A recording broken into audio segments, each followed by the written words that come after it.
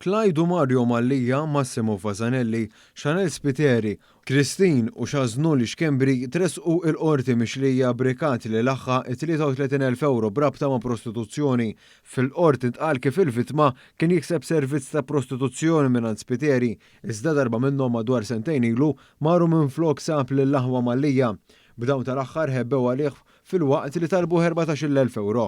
Għalkemm it-teddejt allegatament kien waqaf f'Mejju li għadda reġa' kompla bl-aħwa Mallija u Fasanelli li għaddewh li kienu se jippubblikaw xi filmati tiegħu jekk ma jħallashomx bejn 1,000 u 2,000 euro kull darba. Il-prosekuzzjoni spjegat li l-investigazzjonijiet ikkonfermaw dawn il-ħlasijiet kif ġew preżentati transazzjonijiet fuq Revolut li waslu biex l-akkużati ġew arrestati fit-2 ta' Lulju.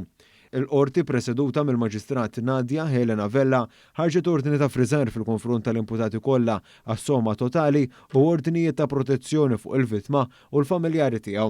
Għalkemm intlaqet it-talba l-ħelsien mill-arrest fil-konfront ta' Chanel Spiteri taħt diversi kundizzjonijiet żammet lill-imputati l-oħra taħt arrest.